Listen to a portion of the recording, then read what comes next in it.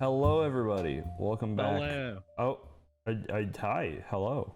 Hi. Welcome back to Two Broken Thumbs, the only It is podcast. us, Yeah, the yeah. thumb havers. The only podcast where our thumbs are actually broken. We can't use them Mm-hmm. anymore. Can't use them. Yeah. Games have gotten a lot harder, but it is what it is. Video games have gotten a lot harder. I was playing Destiny 2 for the first time the other day. Yeah? All my friends play it. I'm sorry. It's not hard. No. It's really not hard. It's really quite grindy. Yeah, well, yeah, and I could see where someone could find enjoyment of it, but it's also one of those games where I'm like, that seems like a lot of time investment that I don't have. Oh, it's an MMO Yeah. through and through. No, it's a shooter. It's a looter shooter. Come on, it's totally different. It's kind of both. It's allowed to be both as a treat. Yeah. But yeah, games are getting harder, and they're making more gaming movies than ever before. It's true. I don't think games are getting harder. I mean, depends. I made that up. I think people are getting stupider, so the games are getting harder. Oh, I guess if that's the criteria we're gonna use, then yes.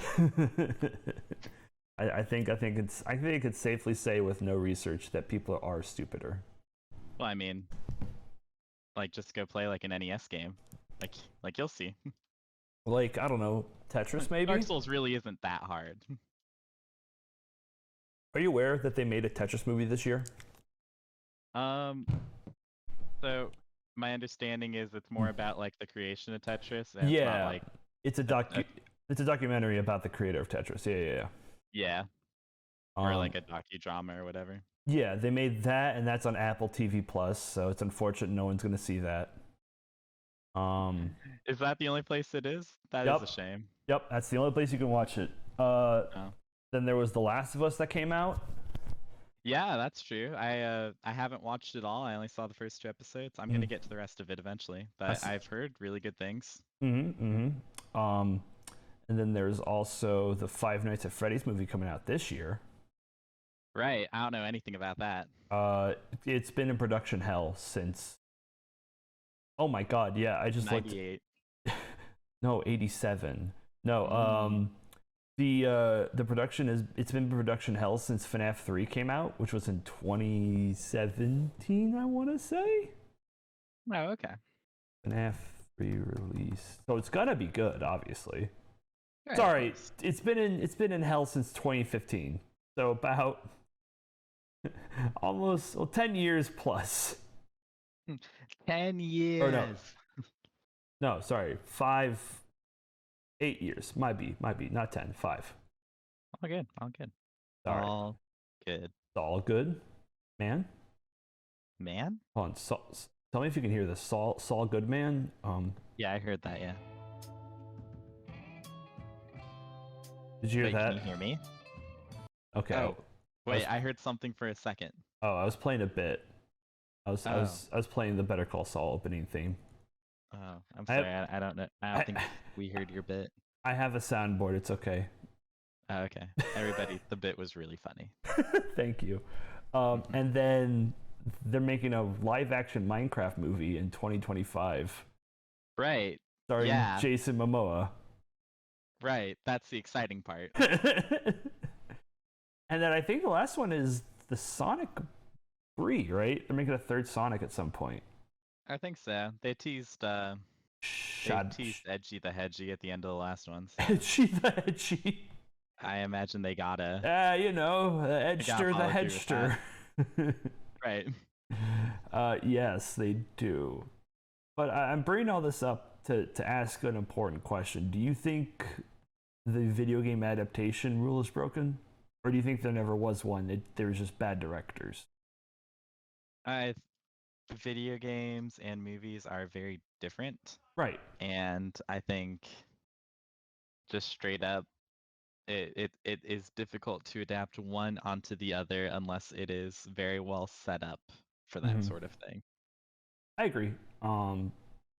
It's strange to me that one of the first ideas to make a live action movie was mostly fighting games. Like from my memory, like one of the most early video game to movie adaptations was like Mortal Kombat, which to me feels very strange because no one goes to Mortal Kombat for story. It's Right. you go there for all the bloodshed, and then in the movie there isn't a lot of bloodshed because it has to be dumbed down for the audience to keep like a PG sort of rating. Right. I guess it seems pretty intuitive to us that you would, if you had a list of all the video games and you had to pick a movie about one of them, you'd probably pick a very story-driven one. Something like The Last of Us or God of War maybe, or like Soma or Even like Amnesia, like yeah, something. Amnesia, maybe BioShock. Oh my god, a BioShock movie would kind of go hard, honestly.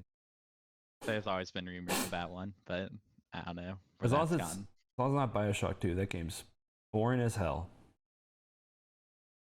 I am not a. I don't like the gameplay of BioShock 2. I don't. That's fair. That's fair. We're not getting into this. This is not the rabbit hole we're discussing. No, we don't need to.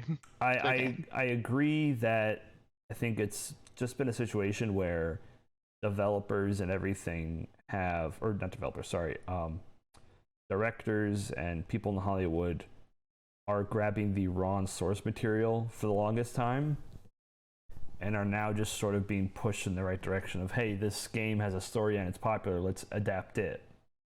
Yeah. And these more story-driven games, like they haven't always been popular, right? Yeah. Like I think most games aren't very story-driven. If you look at like gaming as a whole, like we've definitely moved in that direction in the last 10, 20 years, but I'm pretty sure like originally there wasn't. It was just little niche bits of lore and stuff like that. I mean, not so much like a full-fledged story. Resident Evil was a great example of like a story-based game. Not a good story-based game, but it's still a story-based game that got adapted into a movie series, and that shit fucking blew. Somehow. Yeah. I actually watched a really interesting video, or listened to a really interesting podcast about the creation of a Resident Evil movie, where they hired someone to like write it and everything, and the original script was more based off like the first game, where you are someone who grew up in a house, knows all of its secret locations, and then goes back to the house years later to explore the house and finds the zombies and the apocalypse and Umbrella Corporation. Like, it was more connected to the series than the movies that we got. And the problem is that Capcom wasn't happy with its creation. They're like, this is too much like the games. We want something new, but with the name of the IP that people already know. Right. Which already feels like a misguided attempt at something. Like, don't you want people to experience a sort of story that you've created in the game with the movie you've made? Yeah. It's always a rough thing trying to like balance the art with like, the fact that it is a business and you kind of need to make money, otherwise you won't be able to do this kind of thing ever again. Yeah, you need to. It's one of those situations where a video game movie is going to appeal to a group of people, but sadly, it's going to be a small group of people because not everyone plays games. It's always been about like a wide market of ideas. Mm-hmm. And luckily, games have caught on. They're a lot more mainstream now than they were previously. So maybe it's like, maybe they just started too early. It might have been one of those things where it was ahead of its time, yeah. But I think there's a lot of great examples of games that are story based that have kind of pushed the mold. Like Undertale is definitely one of them. Some of the Paper Mario games are really good at pushing the story of a game. And this is just all Nintendo stuff from my dumb baby brain because I'm a dumb Nintendo nerd. Of course. It's good that you're here though, because I'm a nerd of the things that aren't Nintendo. Which leads into the topic of discussion. I know usually we like to talk about what we're going to talk about really early, but I feel like this is a good topic for setting the groundwork because Mario doesn't really have a story. It's a pretty super basic story. Yeah, it's a basic like A has to rescue B from C sort of plot. Yeah. No matter what platform game it is, it's usually the rule of thumb. Like from 64 to Odyssey. Hell, from Mario Brothers on the NES to Odyssey. It's always been the rule of thumb of how does Mario rescue the princess from Bowser? At least in the mainline series. The Paper Mario games get weird, and there's some weird rules that they do in some of the RPG games, but that's not important. Nintendo doesn't care about the RPGs, so don't worry about it. Right. But most of the time, it is just a Mario rescues Peach from Bowser story. Mm-hmm. So when I heard that Illumination, a company that has made nothing of substance, was working with Nintendo to make a Mario movie, I was very much worried. Yeah, I think that's fair. Yeah, and I feel like that's a lot of people's like feeling when the announcement came out. But here we are now with the movie out, exposed to the world, and we can finally talk about the Mario movie. Mm-hmm. James, you recently just saw it, I believe, right? Yeah. Yeah, I saw it yesterday. I saw it opening day. I did not take time off work to see it. Because That was my day off. I would never do such a thing. This movie was directed by 3 people. Aaron Havrath, Michael Jelenic, and Pierre Leduc, which I hope I pronounced all those names properly. I probably didn't. This is a great sign. One of the directors had only worked on Teen Titans Go and the movie. Okay. Another one worked on Teen Titans Go and Teen Titans Go the movie, as well as Batman the Brave and the Bold. Okay. And the last one worked on mostly like Despicable Me and that sort of thing. Oh yeah. So Looks someone like just straight up Illuminations movies. Yeah, mostly Illumination movies. And the Minions. Wow, I didn't fucking expect that. Oh wait, he works in animation, this guy. Yeah, he's an animation fella. That's crazy. Yeah. And then, the writer Matthew Fogel wrote Minions and the Lego Movie. Set 2, sorry, Lego Movie 2. So I got your hopes up there for a second. Yeah, I was about to say. Which explains. I think I've seen the second one. I don't think anyone has, honestly. But surely at least one person has. With all of that being said, the movie is out and we are going to talk about it. James, what did you think of the Mario movie? I liked it. I enjoyed it thoroughly. It's a quick movie. I think it was only like an hour 30. It's an hour 30, which it was shorter than the live action movie. Yeah. Live action was an hour and 40. Oh, I guess some quick preamble. Cole went back and watched the previous Mario movies, and I've never seen any of them. And that he did not stutter there. He said movies, which is correct. I watched an anime movie from the 80s, which was like a 1 hour, just kind of a, like, it was Mario in the sense that Mario and Luigi were in the movie. And so was Princess Peach, and it all culminated to where, like, Mario rescues Peach, and then it turns out there's already a prince of the land, and Princess Peach just marries him. And Mario just kind of goes home sad. Oh no. And then there was the original live action movie, which the Luigi actor says that he's not seeing this movie because there is no Latino representation. I'm not making that up. That is a real thing. Wait. Yeah. The Luigi actor for the previous? For the live action one, yeah. Okay. Which is not true because Anya Taylor-Joy is Latino. So that's Peach's voice, right? Yeah. Oh. So, all right. So well, yeah. I think he's just mad that this movie is doing better box office wise than his did. Which, sure, I guess that's upsetting, but also shut up, I guess. Yeah, seems like something we gotta deal with. Yeah. All of this being said, I had a thought when discussing this, and I already fucking forgot it. What the fuck was I saying before the Anya Taylor thing? We were Yeah, good question. I think we were talking specifically about God, I'm getting trailers for fucking Annie. It's throwing me off. Um, Oh no. yeah, I didn't see that. We were talking about the The previous movies. right. Thank you. But yeah, it's a very mixed cast, and obviously Miyamoto was there to kind of help move the movie along. And honestly, I feel like this movie only came out as well as it did because of how overseen it was by Nintendo. Nintendo's always been a company where they're always like, this is how our product needs to look or feel, and if you are not if it's not up to standard, then it's not going to go through. Mm-hmm. And I feel like that definitely pushed Illumination to actually try with this film instead of how they usually do, which is like the bare minimum to keep like children enjoyed and whatnot. Yeah.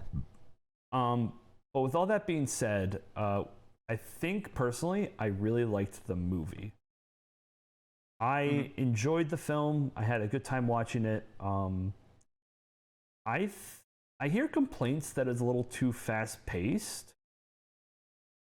Um, which I can I don't know about see. that.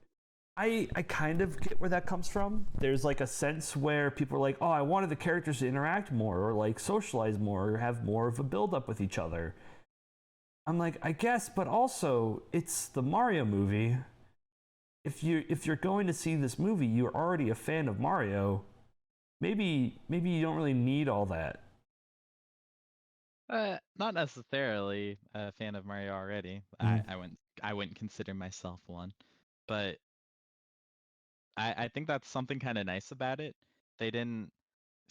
It doesn't seem like they felt a need to go and like try to expand everything and like make it, some real cinema. It seems like they looked at their Mario games. They Mm-hmm. know what the plot is there and what those characters are like, and they're like, yeah, we can make a movie with just this. We don't need to like add too much to it. We don't need to change up a bunch of things. Yeah, and I It think holds really true to its core. yeah, I agree with that.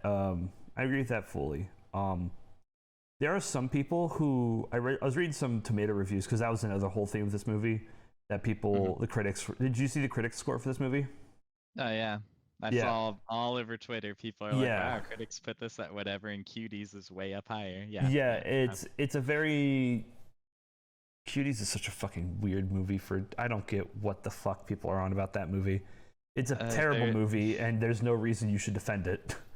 there's a decent enough message in it, and it is uh, filmed exploitively to deliver that message. And you could have done the message without doing the exploitive filming. You could have told A but not have done B. It's like that's the sort of situation. Yes, So, it's like if I was hmm. if I was trying to make like an action movie, but all of my actors got very injured in the process. It's like, no, no, no. It's like if You you're doing John you Wick, know but that there's better ways to film this sort of thing. Not everyone had to get shot. Like, yeah, it's like you're doing Sean Wick, and they're like, so these are fake bullets, right? And you're like, huh? What's hmm? that? No, no, no, no, no. Practical effects, guys. Come on. Yeah, come on. It hurts to be this, okay? Yeah. But the one review that really kind of ticked me off was someone specific. I don't remember the name of them, but I read the review. They're like, the one thing I didn't understand was the relationship between Mario and Luigi. Why does Mario even care about this character? Why are we supposed to What? care about him? Yep. Uh, and I guess this could lead into the plot. The plot of the movie, as simply put it is, and we might go through certain scenes and talk, but the plot of it is Mario and Luigi have started their plumbing business, and they try to fix a broken pipe in Brooklyn. And they end up going to another world, and Luigi gets split off from Mario. So Mario's goal is just to find his brother. He finds out that he's in the Darklands where Bowser is. Luigi and Bowser have a gay sex scene, and then Mario rescues Luigi. Like that's instead of it being he rescues Peach, which he does at the end as well. But the main plot is that he's trying to do anything he can for his brother. And Mm-hmm. I think it gets that really well. Like the idea of like Mario's determination to keep his brother safe. Early, like immediately in the movie, there's a scene where they're watching the trailer. Where, by the way, when I saw that trailer, like the trailer they were doing together, I was so happy because Chris Pratt did a much better job than I was expecting. Yeah, I think we as the internet sort of owe him an apology.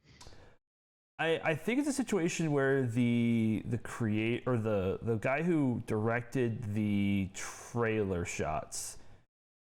Well, okay, here's the thing. A lot of the stuff from the trailer is cut from the movie. Did you notice that? I noticed the trailer felt misleading. Yeah, in a lot of ways. There is a scene where like he goes, "Mushroom Kingdom, here we come." That's not in the movie. There's a scene where they're on a bridge and they're walking together, and like a cheap attaches to his face. That's not in the movie. There's another line of dialogue. There's a couple of like "Let's It Go" lines that never made it into the movie. Like there's a lot of scenes that just didn't make it in. And it's either because Nintendo saw people were complaining about those scenes specifically. It just like I was comparing the voices and looking it over, and it really does feel like Chris Pratt was like held at gunpoint by Miyamoto to re-record all the lines. Because it does feel like two different like voices when you compare the two. I'm watching the trailer right now. I definitely think you're right. Because wasn't that the big fuss? He said he wasn't doing an accent or something like that. He said he was going to do a different voice, and then he just did Chris Pratt voice. The person you're thinking of is Seth Rogen, who said he wasn't going to do a voice for Donkey Kong. I gotcha. Donkey Kong's like one of the weaker voices, I think. Well, I knew Chris Pratt was Mario, but I feel like if I didn't know that ahead of time, I wouldn't have been able to figure it out at the movie. Right. Whereas, like, as soon as Donkey Kong came on screen, I was like, oh, it's Seth. Yeah. And I think Chris Pratt does a really... Go ahead. And I didn't know Seth Rogen was going to be Donkey Kong beforehand. Oh, you didn't? Yeah, no. Oh, okay. I only knew the voice acting for Mario. Do you know who is playing Luigi? I know who it is. But could you tell? I only know from looking. It's Charlie Day, right? Yeah. Yeah, he's been in a lot of other stuff. And he did a really good job. Yeah, I thought so. I had some people who were just like, oh, he just did his normal voice. But he pushed the accent a lot more in this movie than what I've seen him do before.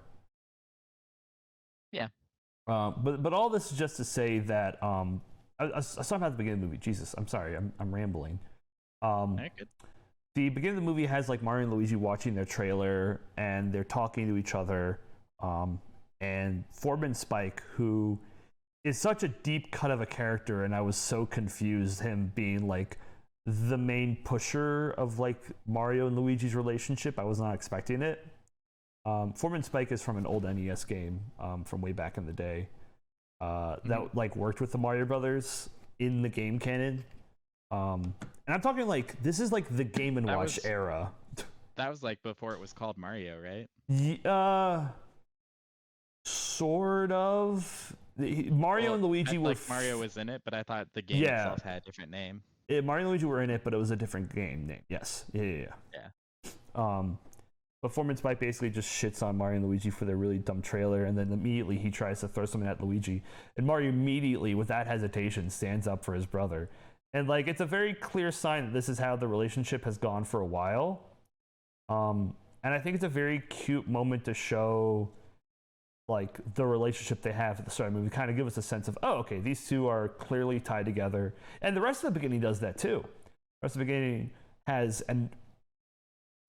has them show Mario's family. Like they have a full family, which is something that we never really discuss or think about when it comes to Mario or anything. It just they just gave him a family. Like there was no big deal, and everyone's like, "Oh, okay, cool." And it makes sense. I mean, he lives in Brooklyn.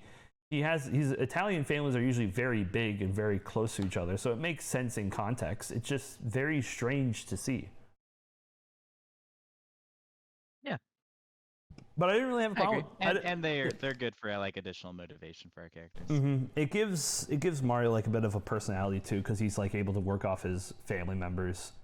Not to mention the father of Mario is voiced by Charles Martinet, who is the voice of Mario. And he did a great job. I did not realize it was Charles Martinet when he was speaking. I legit didn't know. He's just a very good voice actor. Oh yeah.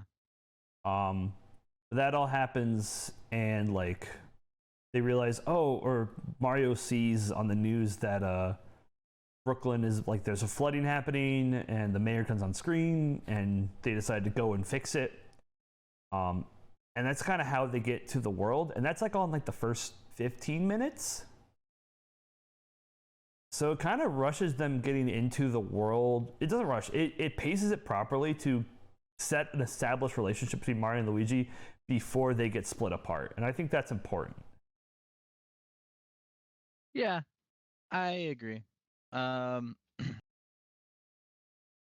think it does pretty well, because like obviously it's a good thing to like build up some story and some plot around everything, but you also wanted these characters to like exist in New York, and then obviously they have to enter the world of Mario. So Right. I think it's good enough at giving us enough development, but also keeping us interested and excited.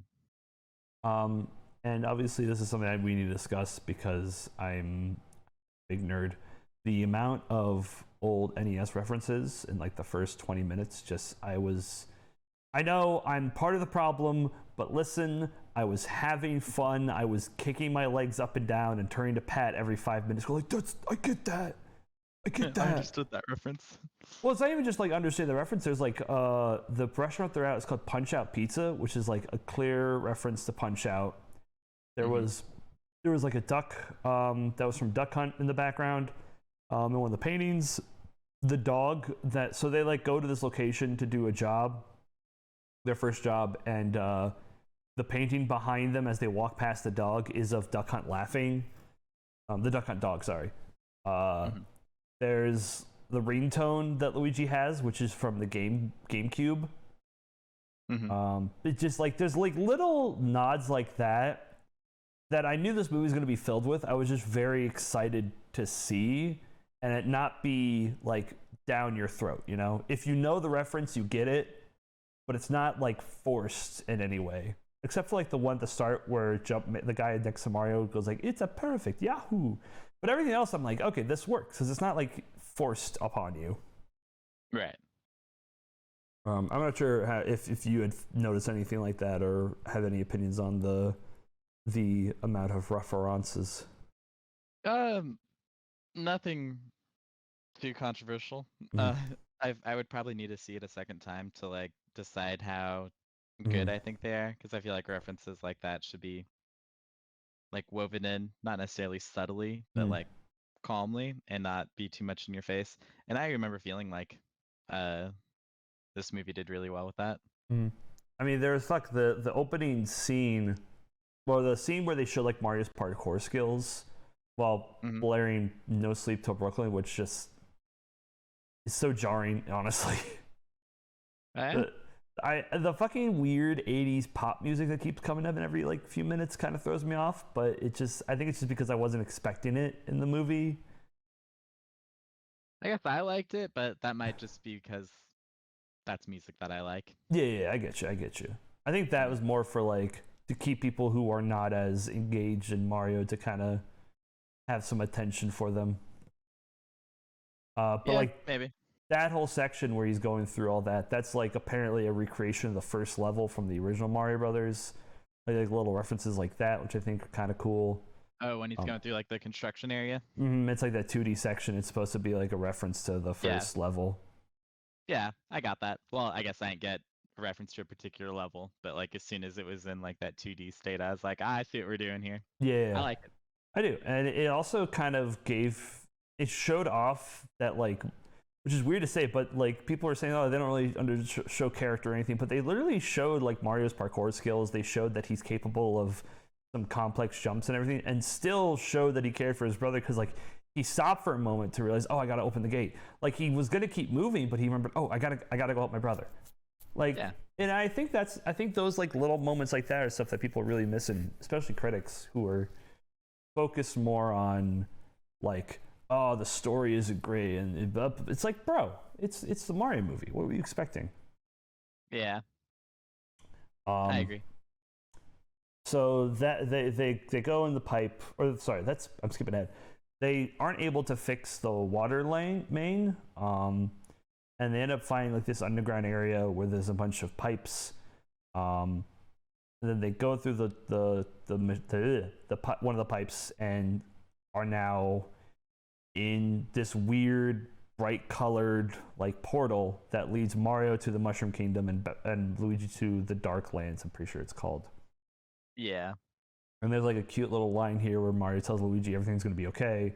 That's like the last thing he says before he splits apart, which it's a good idea if you want Mario to seem like he's, I don't know, cares about his brother. I don't see how. I know I keep harping on it, but I'm just so confused. How do you not get that? Well, I think like a lesser movie would have established that they're brothers, but then not done anything else to back it up, They would which would just have been like kind of annoying, but still probably fine enough because it's reasonable to assume that you care about your family. But no, in this one, he's like, he mentions at one point, I think it's like most of the way into the movie, he mentions that Luigi is his little brother and he's always looked after him. And it's like, yeah, it feels like we already knew that going in, just like because he is always looking after him and helping him out. and And even Luigi's a bit more like skittish and fearful. And, which is well, exactly how he is in the games that you can play him as in mostly Luigi's right. Mansion. He's very much like the more cowardly, like nervous of the brothers, but he does have moments where he kind of steps up and becomes brave. Not to mention, we also see another scene like that in the middle of the movie when we get to Luigi. He like remembers a time when they were babies of Mario protecting Luigi again. Yeah, they're baby Mario. Yeah, legit. Pat turned to me when that scene happened. He's like, "Oh, I was not expecting that at all." I'm like, "That's a weird cut, but I ain't complaining." Mm-hmm. Because those fuckers started in a Mario and Luigi RPG games for the DS era. Right. Um, but Wait, yeah, they were Paper Mario, weren't they? Paper Mario or Baby Mario and Baby Luigi. Yeah. Is that what they're from? No, they're from Mario and Luigi Partners in Time, which Ah, I guess I gotta explain this. So Mario and Luigi Partners in Time is sorry. no, it's fun. It's fun. It's a Mario Brothers game where it's an RPG where you play as Mario and Luigi, obviously, where you take turns controlling the brothers. But in Partners in Time, you have Baby Mario and Baby Luigi also fighting with you, and some of the attacks are just you throwing the baby.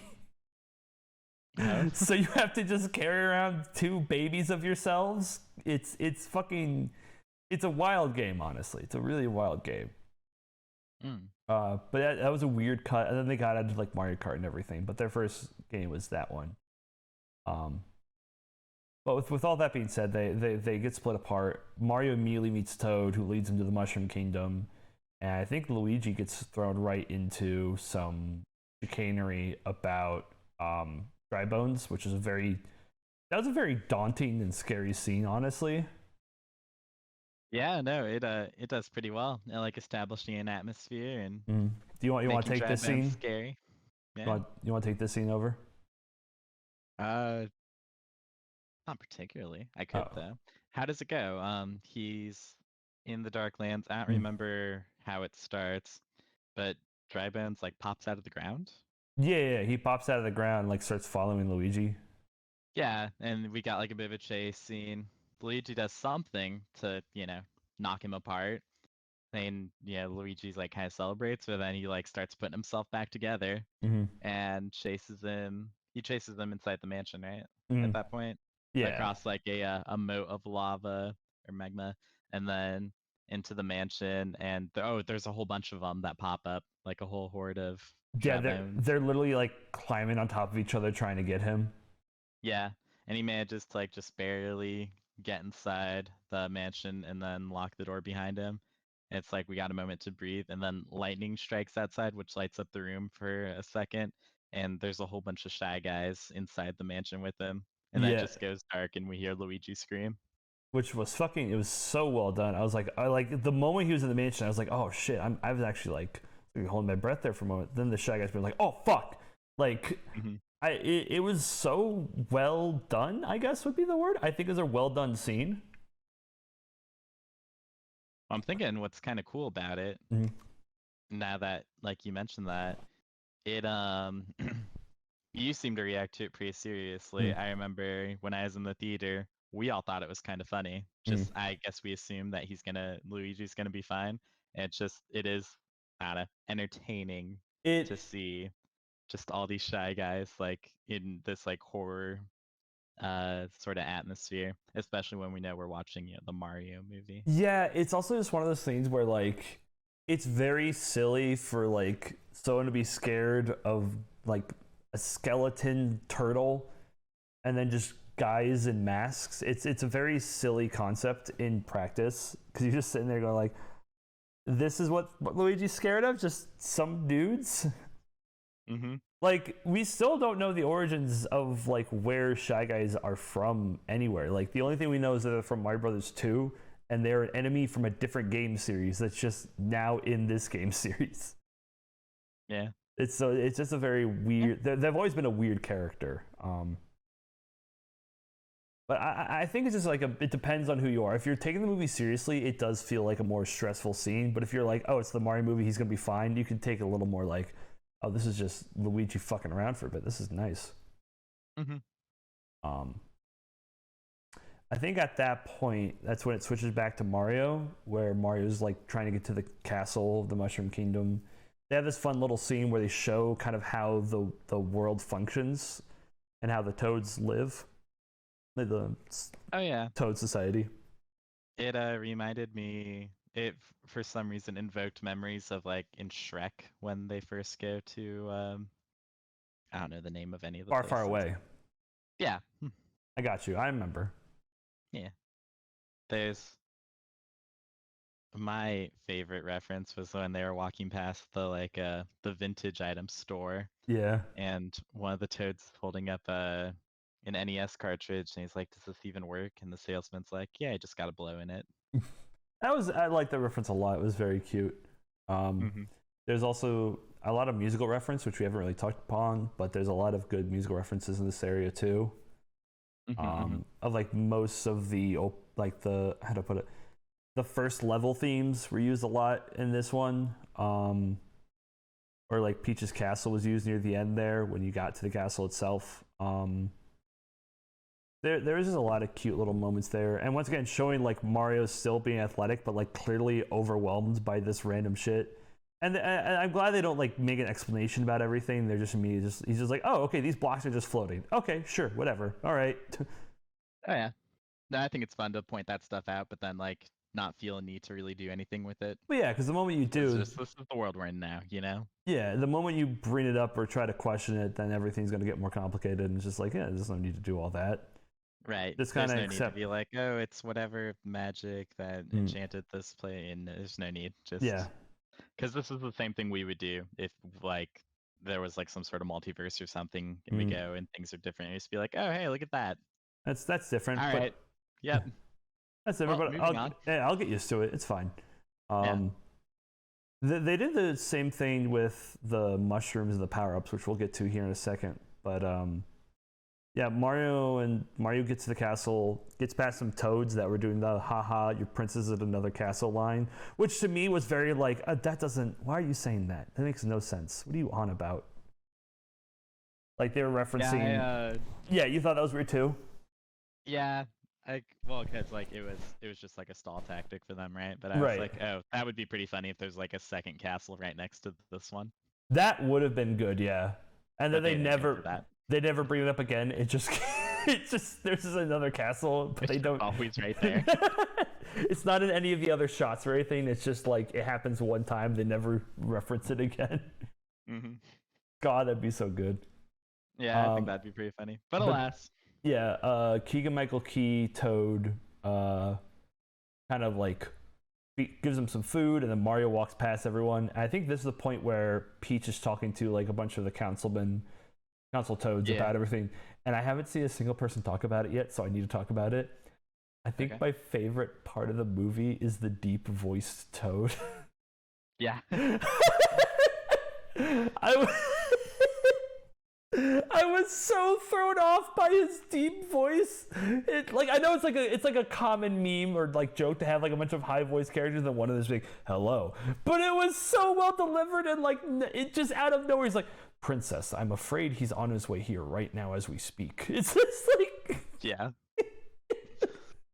Yep, we got giggles in our theater when that happened. yeah, it was so fucking good. I When was he comes back later. oh yeah. But she tells him, yeah, I'm gonna go to like she kind of sets what the plot is gonna happen. She's like, I'm gonna go to the Ape Kingdom. I'm gonna talk to some monkeys, and we're gonna an army, and we're gonna fight Bowser. Um, and like she then immediately meets Mario. Goes like, oh, you're human. All right, cool. You wanna come with? Which I mean, like that's like broad strokes of what happened, but it was kind of like in that same fast pace. And once again, I don't think we need to set up anything there. It's just as long as we understand that Mario is like goes like, yes, I want to help my brother, and Peach is like, okay, show me what you can do, and that's all you need. That's all you really need for them to kind of bond. There's a whole scene um of him doing the obstacle course of her kind of like watching and kind of like seeing how he does that kind of gets them their connection together. Yeah. It's nothing crazy, but it gets the job done, you know. Well, it does pretty well at like giving us an entertaining scene to watch him trying to navigate this obstacle course with newly found powers. And then also it'll help serve the plot because Mm. after this he is just going to be better at all Mm. this stuff, and we've got pretty good reason for it. And and fun part about this all, we've already seen because I established this in the review that Mario is very good at platforming and parkour in general. So he already kind of has an understanding of how it works. He just has to understand how it works in this world, Right. which I think it's a very smart way of kind of setting everything up. Being setting up, we forgot to set up. Bowser currently has the invincibility star. I forgot to mention at the start, but I feel like we need to bring that up because it's kind of important. Yeah, probably. For later. Yeah. That causes a lot. The movie opens with Bowser attacking. What are these penguins from, dude? I only know them from like 2 Mario Kart maps. The penguins are from Mario Kart 64, or not Mario Kart, sorry, Super Mario 64. They are established characters in Mario Kart or Mario 64, and like the joke of that character has been like the meme online. You might notice this thing. It's the thing where Mario throws a baby off of a cliff, like a baby penguin. Have you seen that? Yeah. That's what they're from. They aren't really enemies or anything. They kind of sometimes appear throughout the games, but they're like a very minor character. They make a reappearance in Mario Brothers, like the Wii games, the new Super Mario Brothers games, and they kind of slide on their belly and try to attack you, but they aren't anything like evil. They're just penguins. There's nothing crazy about them. They're just penguins. Okay. Which I feel like it's a good character to pick if you want to set up like characters to show the Bowser's like power and army. Just a bunch of like helpless little creatures, and you're just like, oh god, everyone in this kingdom is just fucking useless. Yeah, super doomed. Mm-hmm. And yeah, it does pretty well. Like obviously, we notice them and we don't, or I notice them and I don't know who they are. So they're good enough at establishing like, oh yeah, these guys are clearly good, and unfortunately, this is happening to them. Mm-hmm. I'm also a big fan of how dramatic they play. Like, do you he burns yield? down part of the castle, and then like through the smoke, you see like a yellow light, and he approaches, and it's the I don't know what the name for it in canon is, but the yellow box with the question mark on it. It's literally just called a question block. There you go, the question block, and then he hits it, and it's like, yeah, the star shows up, and they're all like, "Oh my gosh!" Yeah. A nice blending of gameplay elements and the the narrative that we're trying to draw. My Especially since the power of invincibility, that's a big deal. That would be highly sought after. I was also really worried too because so there's obviously the invincibility star, but there's also power stars in the games. Like in 64 and Galaxy, you collect power stars, which just as they suggest they power things. So in 64 they power up the castle so you can get to different doors, and in Galaxy they power the ship you're on so you can get to new galaxies. Okay. I was really worried that they were going to combine the two because they're not the same power. Then they don't have the same function in game. And my worry was going to be like, oh, this is going to be a mass power generator that Bowser's going to use. But no, it's just the proper invincibility star. It just does what it's supposed to do. Yeah. I guess it's more of just like a nerd worry. Nothing wrong with it. We're all nerds here. But back onto the main story stuff. I think at this point, Mario like doesn't complete the track, which I think is nice. I think it's nice to kind of have him still get close to winning, but not exactly. It kind of makes him more relatable in that sense.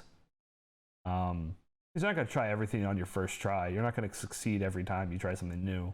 Yada yada yada. You know. Yeah. And we definitely get the sense that if he gave it a few more tries, the next day he'd probably manage to pull it off. Yeah. I think it's really close at the end there. So Peach and Toad and him will go to the Monkey Kingdom. The monkey. And while this is happening, I think Luigi finally meets up with Bowser, and we have the gay sexing, right?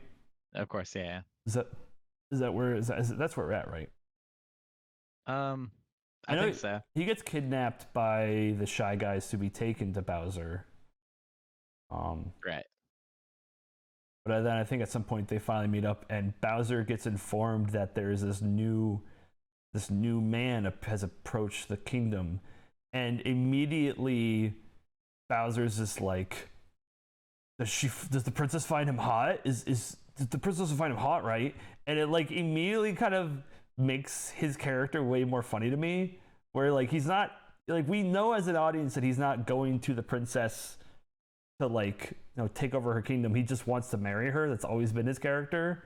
But it was also done very well in the movie to me. It's just like he's just all of his minions are confused. He's like, wait, you want to marry her? And he's like, yeah, that's why I got the star, to show her that I'm cool.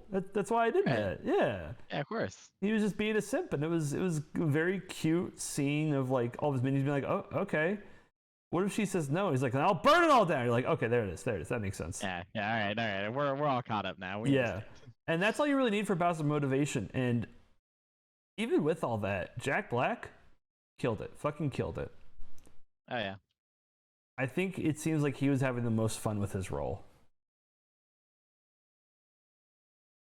I think you're probably right. Yeah. I mean, I don't know if you saw, but he plays a song later where he's singing about Peach. Yeah. Yeah, apparently he wrote that song himself, which I know it's just one word, but it's still, he wrote the music and everything for it. So yeah, I like it.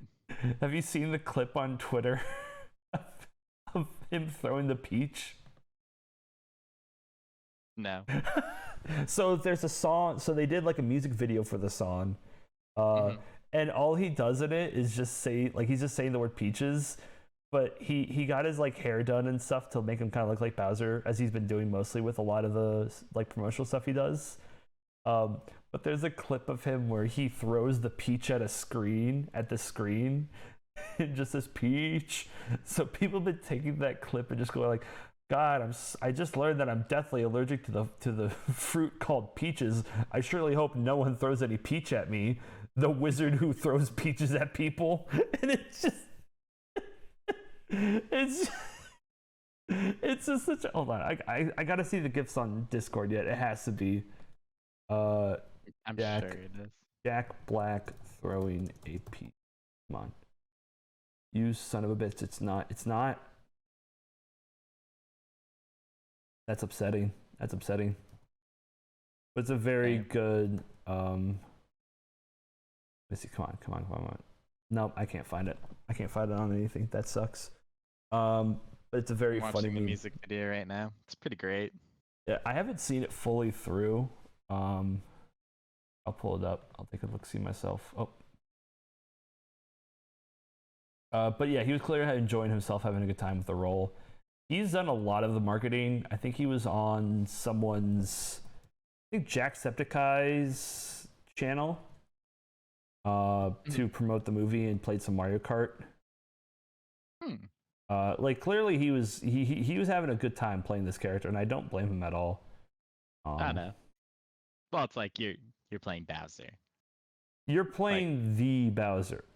Like your character who's evil. Yeah, the costume is very funny. I like it a lot. Yeah, just enjoying himself. Yeah. It feels like he was put in the room and then they're just like, all right, Jack Black, have fun. Where's it going with all this? Yeah, no, the scene then I think comes to where Mario or Luigi meets with Bowser. And I'm vaguely remembering because I know the Bowser scenes happen interspersed, but I don't remember in the order they happen in. Does he meet Luigi after they get to the DK Kingdom? I like vaguely remember it sometime around there.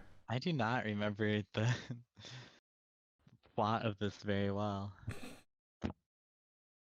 You like came out of the theater, you're like, I had fun, but what happened? I feel like I remember a lot of what happened, but I guess just like the order of events. I guess yeah. So Bowser like meets with Luigi, and instead of having gay sex, I'm sorry, he like immediately gets on his case about how like I think one of the lines is like, how attractive does she find Italian plumbers, or how attractive is he, or something. And yeah. And Luigi's just like, he's pretty well, he's well liked by women or something. He gets more pissed. They're like, because Bowser's like screaming and Luigi's like losing his mind crying. I don't remember how it goes. It's something like, will she fall for him? And he's like, if she has good taste. Yeah, that's what it was. Yeah, if she has good taste. Which I think is it's a very, like, clearly there's the sense of like empowerment and like clear fear that Bowser can just like has on screen, but it's so funny that all he cares about is just, I just want to, I just really like her. I just really like her, man. I think there's also a scene where like he's practicing saying lines to Kamek, who was dressed as Princess Peach, which, believe it or not, is also a Mario reference, because he does that a lot. Of course. He does that in New Super Mario Brothers, I believe, where you think you've rescued Peach and it's just Kamek in disguise, and then he brings Bowser back to life. Just a very fun little scene. I think at that point, though, they get to the DK Kingdom, and a character you probably don't know. I'm going to post a photo. I'm going to see if you know who this character is. But they get to the front door, and someone opens the door immediately for them. It has like this deep, swelling voice. I believe it's this character. Do you know who this character is? I do not know what this character is called. This is Funky Kong. He is the coolest character ever created in anything ever. I understand. I mean, look at him. Yeah. No, it's obvious when you say it. But... So Funky Kong is a character he's ever been playable, except in the new Donkey Kong game. But his whole thing is that he's always been like, he helps the Kongs with doing certain things. Like he'll help the Kongs get to a location faster, or he'll give them items or stuff. But then in Mario Kart Wii, he was playable. Mhm. he's also the best character in Mario Kart Wii. Like, Oh. he's broken. He's a heavyweight with high speed and high acceleration. So you just get to play as Funky Kong for speed runs and everything. That's how you like break the game basically, is by playing Funky Kong. Gotcha. If you ever watch a speed run, that's why they all pick Funky Kong, because he's just super powerful and just cool. He's just the best. And then in the new games, he also is a surfer, which makes him even cooler. But they have like a scene where they plays Take On Me over top of him as he's like driving the cons around, or not the cons, the main characters around. Mm-hmm. And it's a very fun little. Once again, it's setting up how the like it shows the world that the cons live in, and kind of like how everyone functions and like how everything's built so that way you can drive on carts and everything. It's a very very fun quick scene before they get into like the main area, and then Funky Kong leaves. It's just sad. It makes me sad. I miss Funky Kong already. Oh, He's so cool. He's so cool. he seems like a cool guy. Yeah. But yeah, Peach asks the monkey people for help. They're like, no.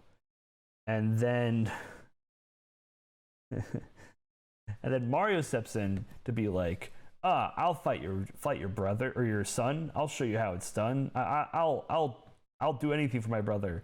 And this scene is a point of contention. People are not happy with this scene. The fight? Well, not the fight. No. Mario's standing up to help the princess. Because there's a debate going on online, James, that Princess Peach is too woke. Yeah. Have you seen I that? figured we'd have to talk about this. We have to talk about it because it's from both sides, dude. Both sides are saying she's either the most woke character or she's a damsel in distress character. It's so funny to me. Yeah. I don't know why you're trying to put politics in funny Mario movie, but I guess people really want to. The Mario movie is trying to be funny. Stop it. What have you seen about it? Because I've seen a few things, but I don't know if you've seen more than I have. So the thought was in the trailer, she's got the scene where she's like walking around with the halberd and she's like in her tracksuit or whatever. And I think the idea there is that she's meant to be like a girl boss. And so I think that's where like the conversation started, because they're like, oh yeah, we're taking the princess character and trying to turn her into a girl boss. That's like Toy Story 4 all over again. That's like, whatever, dude. So then the movie comes out, people go and they see it, and turns out it's not like that really at all. She's not like a damsel in distress, but she's not like, trying to be better than everyone else. She's not like criticizing Mario for being shit or anything. She's like, not overpowered. Yeah, she's like really great. She's like a well-written character. She's like really infatuated with him really early on, and she's super encouraging and helpful and sweet all the time. Like Princess Peach is known to be for the longest time. Like that's always been her character. Like the best. She's kind of like the best, you know. Yeah. It's very jarring to me because it's like this scene kind of like destroys the whole idea of, oh, she's a strong independent character, because she could have just been like, no, Mario, I got to do this because I can do everything. But she lets. It would have been really easy for her to just be like, nope, I don't have time for you, plumber boy. I gotta go and like I gotta do this thing because otherwise my kingdom's gonna get destroyed. But now she's like, no, you stick around. You and I have similar. We're gonna get you up to speed. I think the literal line is, you and I have similar goals. I think it's something like along those lines. Yeah. Yeah, and it's true. Mario wants to help Luigi. Luigi's in the bad place, and Peach is wanting to stop Bowser, who's from the bad place. So they kind of have a relationship. I think the thing too is like they think Bowser's already kidnapped him, which is true. That kind of gets resolved, so you don't have to keep thinking like, wait, but he hasn't caught yet, Mario. You can still go find it, but it makes sense that he would get caught. With all that being said, yeah, he goes to fight Donkey Kong, and Peach watches, but is still encouraging him, is still helping. And she does stand on her own later too. She does like kind of do her own thing. So it's like she's a well-written character or something. Crazy. Yeah. And then the monkey fight happens, and I do have to say, I have some unfortunate news. They made a mistake here. Oh no. There is a 20-minute video that I probably should have sent you, but it would probably make you rip your fucking eyes out, about the Donkey Kong family tree. Uh-huh. Yeah. And so the whole idea in this movie is that Donkey Kong is trying to impress Cranky Kong, who is like the ruler of the Kons. And he's like, check me out, Dad, and everything. But here's the thing, that's not his dad, that's his grandpa. Ah. I've sent you on Discord the Donkey Kong family tree. Ignore everything past Donkey Kong. Ignore Chunky Kong and all that. That's not important. You don't need to worry about that. And ignore Candy Kong. She doesn't exist. Don't worry about Candy Kong. Don't worry about the weird hot Kong they made. Rare was weird, okay?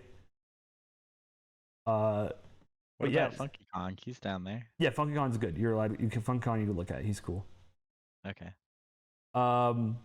So Cranky is the original Donkey Kong from the first Mario Brothers, like the game Donkey Kong. I mean, he's from Donkey Kong. Right. So Cranky's the first Donkey Kong. Then there's Donkey Kong Jr. from Donkey Kong Jr., where you have to rescue Donkey Kong from Mario. And then there's Donkey Kong from the Donkey Kong Country games. So technically, Donkey Kong that we know is Donkey Kong the Third. All right. There's 3 generations of Donkey Kong. And yeah, Wrinkly Kong is Cranky Kong's wife who's dead. That's a whole other thing. This is a whole rabbit hole, but yes, they got that wrong, so I have to unfortunately say we have to end the review here and give this movie a terrible review. I'm sorry. Yep. I don't make the rules. 0 out of 10. Cringe, garbage. They removed part of the family heritage of the Kong family. How could they? How could they? I mean, is there really any reason to believe that this isn't the first Donkey Kong? How do you mean? I mean, I know he doesn't look like him, but like... No, that... You mean Donkey Kong Jr.? Yeah. Well, no, so Donkey Kong... It's not shown here, but Donkey Kong Jr. grows up to become Fedora Kong, who lives in the Big Ape City. I'm sorry. Grows up to become what? Fedora Kong. Yeah, hold on. I got you. Oh, it's nice that Redditors are getting representation, I guess. Fedora Kong is... Here, hold on. Yeah, Fedora Kong. See? There he is.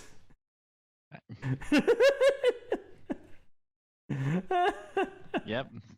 And then there's something there. And then he has a brother named Uncle Kong, which I will send you a photo of now. There's Uncle Kong. Uncle Kong is the correct name for this character. He doesn't exist in any of the games. He just exists in like the pamphlet to help you with the game. He gives you tips. Yeah, I bet he does. What time are we at? I have to remember. Okay, I'll put Uncle Kong on screen. And I'm only bringing all this up so we could avoid the talk of Seth Rogen, because oh my god, Seth Rogen, you didn't even fucking try. There is a lack of effort on Seth's part. Yeah, he like... Oh man, I don't know. Like, I get what they're going for DK's character, like a very like full of himself, like excitable character, and I kind of like that for DK to give him some personality, because DK doesn't really have one. But in like the Smash games and the Smash community, he's always seen as this like hype character that like just is just so cool to watch and watch fight, and I guess that's kind of what they're going for there. I gotcha. But the point... Draven of... Exactly. I get that reference. Excellent. Um, but he's like showboating and showing off, and we have some more cute moments with Mario getting superpowers, um, like the mini mushroom, which is a fun little scene. He gets, what else does he get? He gets another power up, doesn't he? He gets some before the cat power up. He gets another one, right? He almost eats the blue mushroom at one point, but Well, he does eat the blue mushroom. That's what makes him tiny. oh yeah, that's right. He eats the blue mushroom, makes him tiny. I think that's the only other power up he gets besides the cat one before everything kind of goes in his favor. Which the cat one's from the newer games as well, which I wasn't expecting that, but I do appreciate it. It's a very fun scene. Showing off. Very fun scene showing off like Mario's determination of just getting his shit kicked by a fucking ape. Like just a literal monkey just to save his brother. Once again, showing he's doing anything for his fucking brother. Right. And yeah, Seth kind of drops the ball there. They kind of have that scene. They try to build this relationship between DK and Mario, like them like butting heads all the time, kind of like a Knuckles Sonic situation, which I thought was unique. I don't mind it, but it's weird.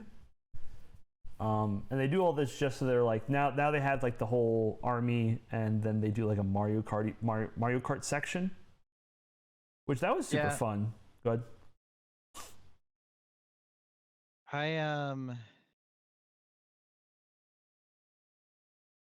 I guess like it's probably mostly there. Their little relationship and their butting heads. I guess it's mostly there just so that they have something to talk about.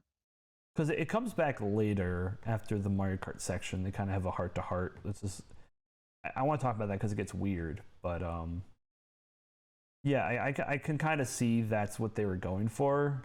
It just kind of feels Monkey Man was done dirty is what I was gonna say. Monkey Man feels like he wasn't given enough character or time as a character, which is gonna happen. I agree. It's gonna happen if you appear halfway through a movie. Yeah, and like I don't know, it seems fair enough to me that they just weren't very fixated on him. Yeah, he's supposed to be more like a comedy relief character. Yeah. Which is fine, but shame if you're a really big fan of him, you know? Yeah. Which I love Monkey. Monkey's funny. I love funny Monkey Man. Yeah, they do this whole like they show more of the con environment and how they make vehicles and stuff, and they do a whole Mario Kart section, which is really fun. They're like, oh, we're gonna ambush Bowser, and Bowser's like, oh, you're gonna ambush me? Well, I know how that track works, so I'm gonna ambush you first. They have a fun little Mario Kart scene where they have like the Koopa shells being thrown, and they have Mario like sparking and doing like drifts, which I thought was really cool. Once again, just something I wasn't expecting to happen, but they did it anyways. I'm like, oh, cool, sweet. Yeah, I liked it too. I think it was well shot too. Where like it has like this splitting path and the characters going different directions, and you kind of get focused on just Mario's situation. Yeah, I think I agree. And then the blue go ahead. As with everything else, it's him trying to navigate this wild new world, but he does well with it. And then the blue shell was also such a cool little thing to happen too. Yeah, I liked the blue shell. Where it hits all of them and they all kind of like get split apart. Yeah. Peach goes back to her kingdom because they all get kidnapped. And like says, everyone fucking leave, get out of here now. Yeah, evacuate. And Mario and Donkey Kong are inside an eel, which is also from, I mean, this is stupid, but it's from like Mario 64, and then it's also in like most of the Galaxy and new Super Mario Bros. Games. It's just like, for some reason, it's the one enemy in the game that's like designed to look real and really terrifying. Like, hold on. How? Like, it could be my brain like remembering things wrong. No, I was absolutely right. This is fucking horrifying. This is from Odyssey. Like lower the saturation on this image a little bit, and like it's weirdly detailed. Yeah, there's like a lot going on. Like his skin is very textured. Yeah, Odyssey has some pretty high quality textures. Like it's a very well made game. Um, it's a very disgusting creature that they get swallowed by. The 64 version looks so derpy. Oh my god. Oh What my! I have to share. I have to share. Oh.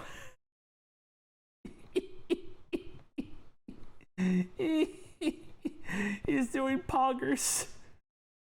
Oh my god. He's literally pogging. I like it. Oh, that's awesome. It's fucking great. Oh fuck. Yeah, so they're inside, and this scene they kind of rush through really quickly, where they try to establish this relationship with Mario and Donkey Kong. Like this, like, oh, both of our dads don't trust each other or like believe in each other, and like the scene you're supposed to be like, oh, Donkey Kong's gonna give advice to each other, and Donkey Kong's like, no, fuck you. I hope you fucking die. Like your dad was right, and you suck. Yeah. It was like, for lack of a better term, it was like a low tier god rant that that Donkey Kong just went on. They managed to get out though with one of the rocket barrels, which is also a Donkey Kong Country reference. They had some DK references too. I don't know that series as well, but I know like a handful of them. But they get out. I mean, the movie kind of ends like kind of gets to the end point here where Mario gets back. Peach is at the wedding because Bowser is like, no, I just want to marry you, bro. I just want to marry you. And she's like, no, fuck off. He's like, all right, no, I don't want to get married. Cool, I'll just destroy everything. And then she's like, well, all right, fine, I guess. If those are my two options, I suppose.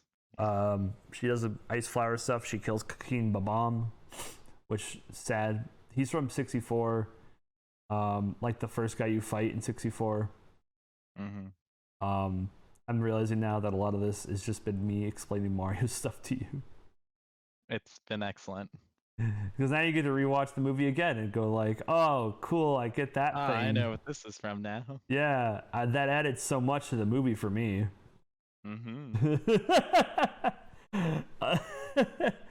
Yeah, Mario rescues Luigi with the raccoon power-up. They get sent to Brooklyn, which I'm still confused about how that happened. Like the giant bullet. Yeah, the bullet bill, yeah. Yeah, it exploded, and I guess caused a large reaction. I guess it was a weird scene for me because like part of me was like, they did that in the original Mario live action movie they did, and it lasted for like 5 seconds, and it was just Mario, King Koopa that got teleported over, and then they came back. So it was very strange. It was just the entire kingdom. All of Bowser's ship just appears in downtown New York. Dude, I would have fucking hate to live in New York in any like social, any media platform. Every fucking time you think you're safe, there's just a natural disaster happens. Yeah, for real. Yeah, fucking Christ, poor New York. But at this point, I think Luigi and Mario back together. They have like a really sweet moment where they're like, "Oh, see, I told you you'd be okay. I told you I'd help you." Yada yada yada. Like the Avengers movies happened in New York too. Yeah, New York has it rough. yeah. I'm gonna look it up. I gotta look it up now. Here, you take over the ending while I look this part up. How many terrible things have happened in New York? Yeah. Well, there's one. Oh right, that one. Took me a second. Yeah. In media. All right. All right, taking over. Jeez. So this is at like they have him and Donkey Kong. Do they team up before they go back? Yeah, they team up before they go back. Yeah. How do you feel about Donkey Kong being able to use power-ups? Oh, I don't mind it. It makes sense if they establish that like if they establish that Peach can use them, anyone can use them. I don't mind DK. Okay. I think it's a fun little thing too. I mean, why it doesn't have to be attached just solely to the project that's based off of. Plus, like Rosalina later in like Mario World, she gets these power ups. It just kind of makes sense. All right. Yeah, I agree. And like I think I like how they do the power ups. They seem to make them seem because it seems like they should be really valuable, but it seems like they just kind of pop up all over the place Mhm. too. They're like I don't know how to describe what I'm trying to say.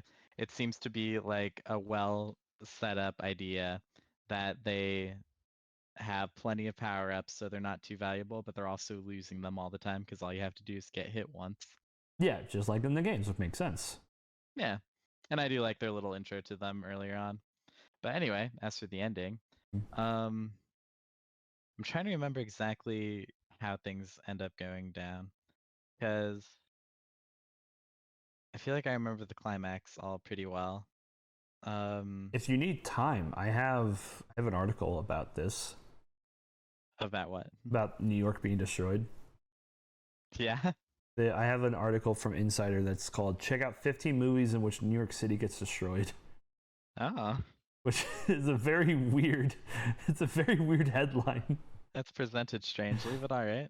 It was before the Avengers, so the Avengers came out, and that happened as Independence Day, Armageddon, Cloverfield, which I've never seen, Oh, there's three of those. We could Godzilla, watch them at some point. Godzilla in 1998. I'd love to. Knowing, The Day After Tomorrow, Escape from New York City, I Am Legend, The Day the Earth Stood Still. Oh, it almost got destroyed. That doesn't count. Deep Impact, Doomsday Prophecy, Ghostbusters, I guess. AI, Artificial Intelligence. Oh, that might be really relevant these days. Yeah. When Worlds Collide. Sky Captain and the World of Tomorrow. I'm looking at all these. A lot of these are the same way of which they got destroyed, which is always with a natural flood or global warming. It seems like New York has more of a flooding problem than anything. Than like a conflict problem. Yeah, I mean, this movie started with New York flooding too, so I guess that makes sense. Yeah. Missile shoot down the Brooklyn Bridge. That happens in I Am Legend? What the fuck? You said there was 3 Cloverfields. Wasn't there also the Netflix one? Oh, am I wrong? Is there more than 3? I'm pretty sure. I might be. How many Cloverfield are there? So there's 3. There's Cloverfield, 10 Cloverfield Lane, and the Cloverfield Paradox. Okay. Oh, the Cloverfield Paradox came out 2 years after 10? Oh, it has a 22% of Rotten Tomatoes. Uh-oh. Yeah, I've always heard really bad things about it. Oh, that sounds like fun. Could be fun. Oh, it has a 42% too. Nice. Oh. Could be enjoyable. But yeah, I don't mind DK using power-ups. Is We that really where we're liked at? Earth or Moonfall, so. True. Moonfall is a perfect movie. Mm-hmm. I think where were we at specifically in the story? I think we were at. We're at the ending. Is this the part where he's at the restaurant again? Yeah. Because the battle's not going well. Which makes sense because Bowser's huge and breathes fire. Yeah, he's And huge. Yeah. yeah, Mario's like cowering in the restaurant, and we have like sort of a not a flashback, but we hear like voices, right? Mm-hmm. Everyone being like, "Oh, you can't do it," and then he's, yeah, yes, I can do it. Mm-hmm. Mm-hmm. There's like a whole. We kind of skipped over it, but there's a whole like idea that Mario's always being told that he can't do something, and Luigi's almost always there to try to help him, support him. Yeah, it's stuff that we've seen before. Not to say it's bad or anything, No, but it's done well. you already know what we're talking about. Like his family wasn't very encouraging towards him. Spike obviously thinks he's dumb, and then plenty of others are like, oh, just little plumber guy. Like Not gonna amount to much of anything. I do want to bring this up because it happened in the theater. Pat turned to me during this scene when they're replaying the opening ad. Where he was like, "Does this TV only run one ad? Is there only like one channel it's on? Like, it feels like weird timing." And I'm like, "Shut up!" It's just really lucky timing. It's just really lucky timing. There you go, guys. Massive contrivance in the movie. The Exactly. Same ad. My gosh, Unbelievable. right when we needed it to. I can't wait for 0 this. out of 10. I can't wait for this bit to be interrupted by an ad for BetterHelp. An ad I've seen so many goddamn times on this fucking platform. Wouldn't know. Do you know? Wait, really? What do you mean? Oh, you have YouTube Premium? Mm-hmm. All right, rich man. Yep. I use it more than any other streaming service. That's fair. That's fair. Right. I could talk about BetterHelp for hours. I found out that apparently the ads they run, they have people claiming that they were helped by BetterHelp, but they weren't people who were using BetterHelp, and you could find on like services to hire actors, you can find them listed. So they literally just lying to people who need therapists about therapists that will help you because they don't actually help. It's BetterHelp, the one where like anyone could apply to be a therapist. Yeah, that one. Back in the day, yeah, there was like all the YouTube ad controversy because people run sponsors for them. Yeah, and they're back on YouTube. Great. Yup. It's so jarring.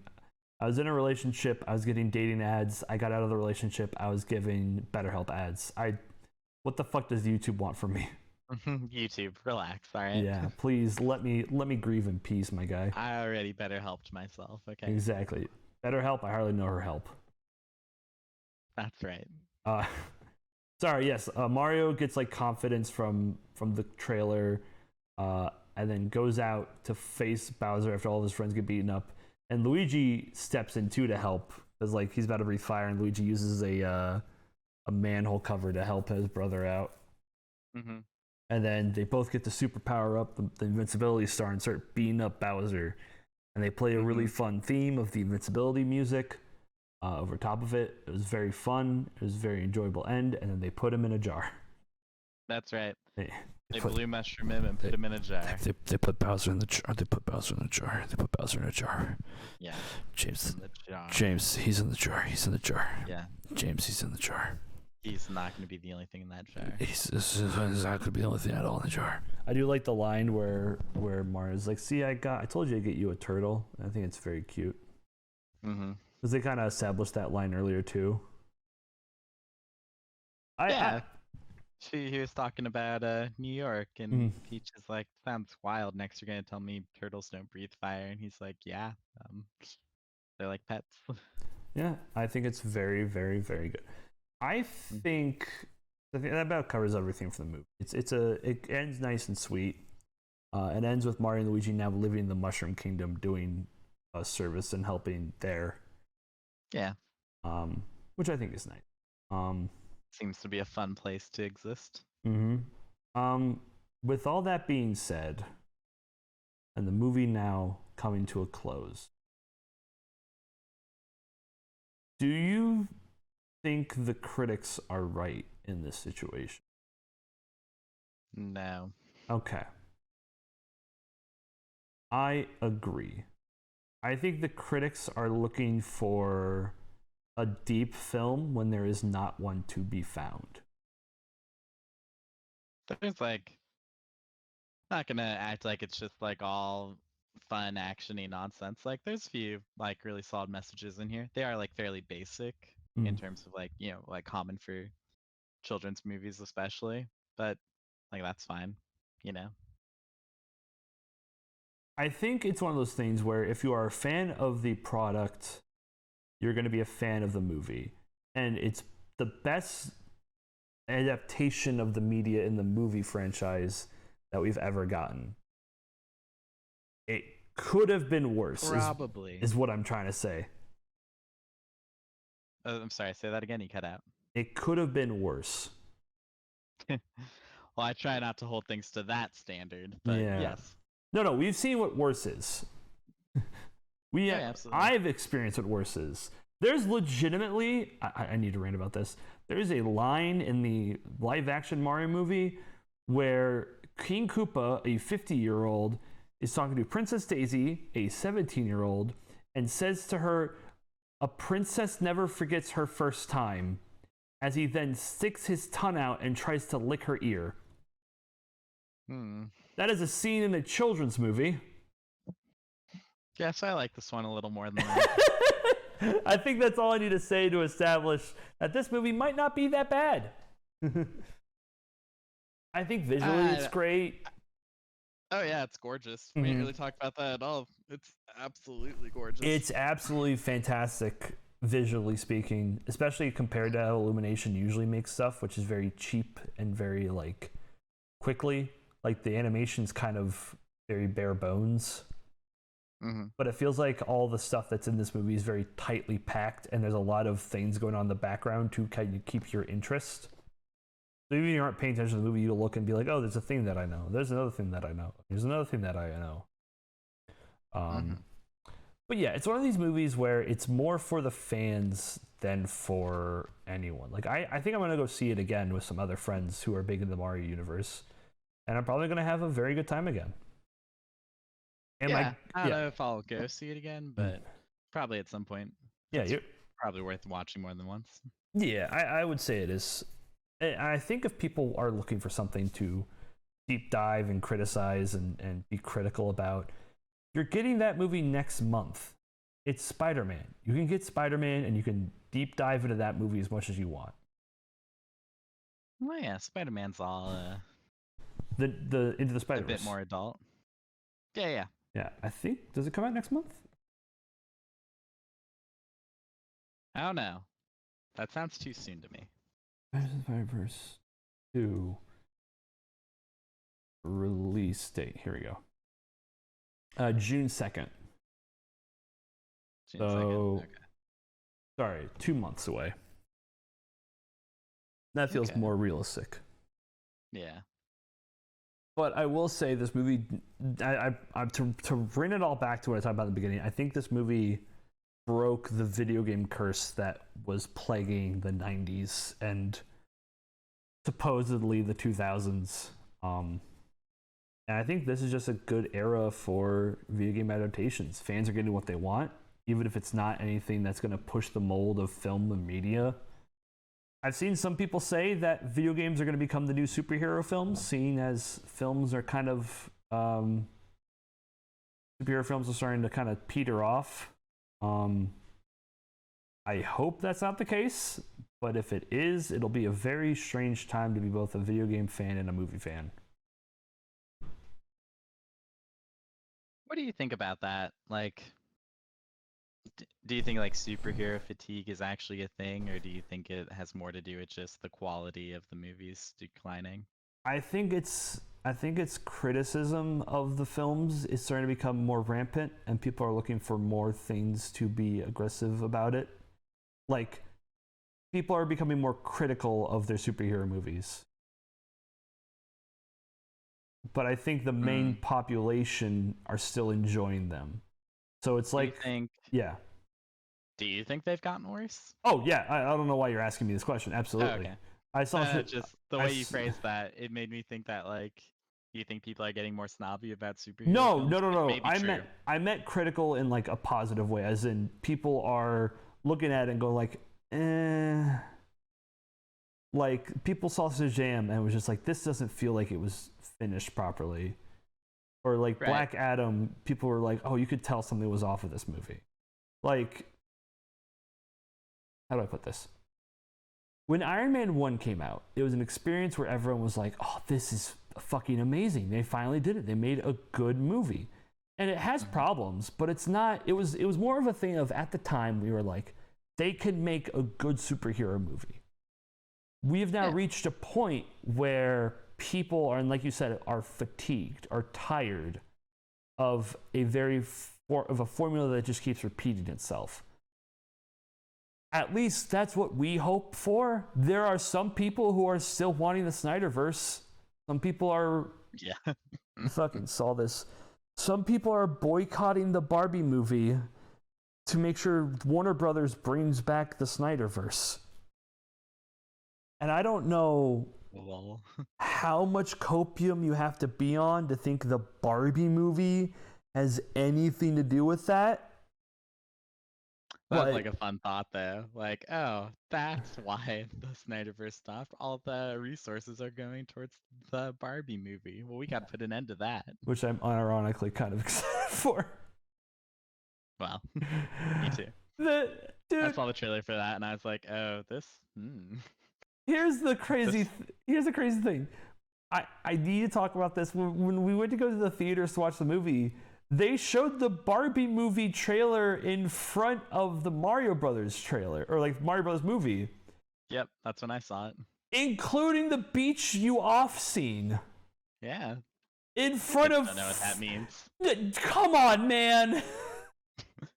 There were two men yelling at each other. They're gonna beach each other off. You don't think Yeah. It's like a dance off. I mean, it's better than the other commercial we saw, which was a trailer for a movie about St. Peter, and like him saying the line of like, "There's too much lust in this world, and the folks are corrupted," and like, it's better than that, I suppose. It's just, the ads before the movie were very strange to me. They were very weird and very strange. I suppose that is probably a weird combination before the Mario movie. Yeah, religious movie and then a movie about Barbie. And, oh yeah, there's also a movie about ducks. And I was like, I pointed at Pat, like, there's a duck hunt movie. It's a duck hunt movie, Pat. Yeah. Pat, they're making a duck hunt movie. He's like, it's not a duck hunt movie. He's like, shut up, we have this. But that all being said, I'm hoping that this becomes like a thing where video game movies are gonna become the new superhero movies. I really don't want that. I like when they do this, but I feel like there's only so many games you can make a story about, right?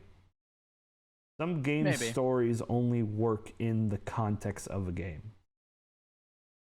No, that's certainly true. But I think like I might have thought that Mario is one of those. But they made it beforehand. work. Right. So it makes me wonder. It's also a situation where the story is kind of like the weakest because it kind of just happens quickly. But yeah, I enjoyed the film. I had fun pointing out the references, and I'm absolutely going to watch it again here soon. James, what are you going to give this movie? I'll give this movie 2 red mushrooms. Oh, damn it, you took what I was going to say. I give this movie a DK Rap was not credited out of 7. Yeah, Grant Kirkhope was not happy about that. Grant Kirkhope made a lot of the music for Donkey Kong Country 64. And he made the DK Rap, the whole meme song. And he's posting about how fucked up it is that he wasn't credited at all. Which is fair. That does suck. Yeah, it absolutely sucks. Because he made a piece of a modern meme. A meme, by the way, that he fully embraces, unlike most creators. He's like, oh yeah, this shit's fucking hilarious. That was all me, baby. I made the funny monkey song. But yeah, with that, I think that about covers it. Do we have a movie for next month? No. Is there anything coming out, or are we gonna do a three movies? Are we gonna do The Mummy finally? Are we gonna tackle The Mummy? Yeah, say we could do The Mummy, we could do Cloverfield, we could look and see what's coming out. I mean, Indiana Jones movie's coming out, right? At some point, yeah. They did a trailer for it at the Star Wars thing. Yeah, I think so. Yeah. Oh, there's one. What are your thoughts on the Star Wars thing? Do you have any? I didn't watch it. I have no emotional attachment to that series. End of sentence. I see. I need to distance myself from it. I just like it's not, they man. keep announcing projects I'm not excited for, and they keep not doing stuff that they should be doing as far as I'm concerned. And it's just apparently they're doing a Mandoverse. I am out of happiness to be gained here. they're doing a Mandoverse, which is a universe within. Yes. Okay, cool. I just want to make sure that's Apparently, in 8 true. years, Dave Filoni will make his movie to like wrap up the whole Mandoverse. So how does it feel to be part of this franchise?